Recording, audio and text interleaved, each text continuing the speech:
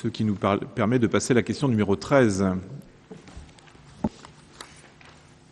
Il s'agit de renouvellement de contrat, agents d'entretien des locaux, administrateurs et administratrices pour les TAP et collaborateurs de cabinet. Alors, plusieurs contrats arrivent à terme.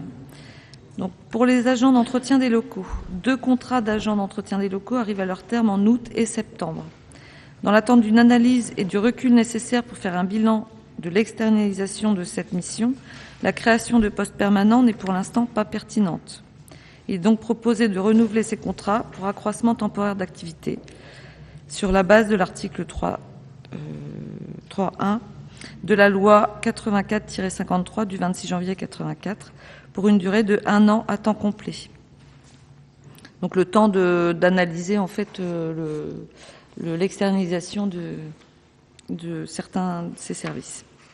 Ces postes correspondent à un grade de catégorie C de la filière technique. Des agents contractuels seront rémunérés sur la base de la grille indiciaire des adjoints techniques de 2e classe. Les missions réalisées seront liées à l'entretien des locaux de la ville et la participation à certaines manifestations organisées par la collectivité. Après avis favorable de la Commission des finances, il est proposé au Conseil municipal de renouveler les postes de contractuels tels qu'ils sont définis ci-dessus, de modifier ainsi le tableau des effectifs.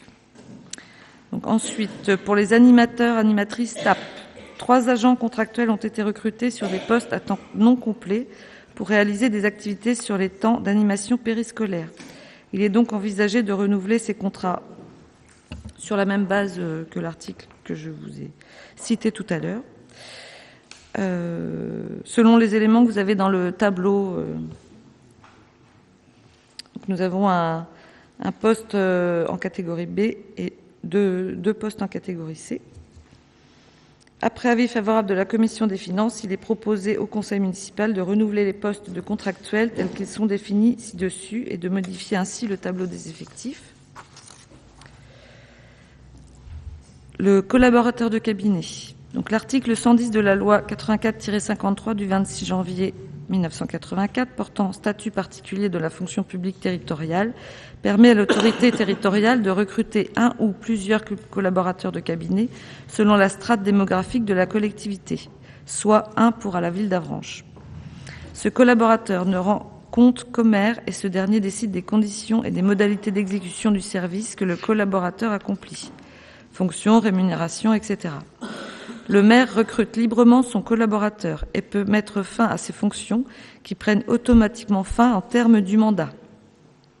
Conformément à l'article 7 du décret numéro 87-1004 précité, le conseil municipal doit donner son accord sur l'inscription des crédits nécessaires et qui sont déterminés de façon à ce que, d'une part, le traitement indiciaire ne puisse en aucun cas être supérieur à 90% du traitement correspondant à l'indice terminal de l'emploi administratif fonctionnel de direction le plus élevé de la collectivité occupé par le fonctionnaire en activité ce jour, ou à l'indice terminal du grade administratif le plus élevé détenu par le fonctionnaire en activité dans la collectivité.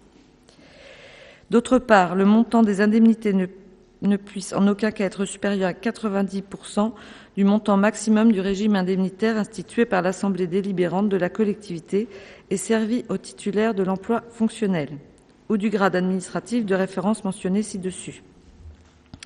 En cas de vacance dans l'emploi fonctionnel ou dans le grade retenu en application des dispositions de l'article 7 du décret précité, le collaborateur de cabinet conservera à titre personnel la rémunération fixée conformément aux dispositions qui précèdent. Après avis favorable de la Commission des finances, il est proposé au Conseil municipal le renouvellement d'un emploi de collaborateur de cabinet et la modification en ce sens du tableau des effectifs. Que le montant des crédits nécessaires à la rémunération et aux charges sociales de cet emploi soit inscrit au budget des exercices correspondant à la durée du mandat du maire. Voilà pour les 3 questions. Merci. Ce que je vous propose, c'est de laisser la parole à l'Assemblée et puis ensuite nous passerons au vote point par point des différentes parties de cette question. Donc à vous de vous exprimer si vous le souhaitez. Bien. Écoutez, puisqu'aucune main se lève, je vais mettre au vote chacun des points. Donc pour le point 1 qui concerne les agents d'entretien des locaux, y a-t-il des votes contre ou des abstentions ?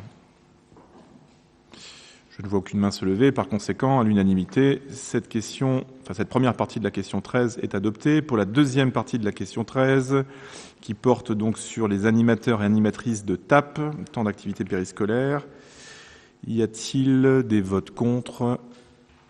Des abstentions? Aucun. Donc, à l'unanimité, le point 2 de la question numéro 13 est adopté. Sur le poste de collaborateur de cabinet, y a-t-il des votes contre? Donc, 6 votes contre.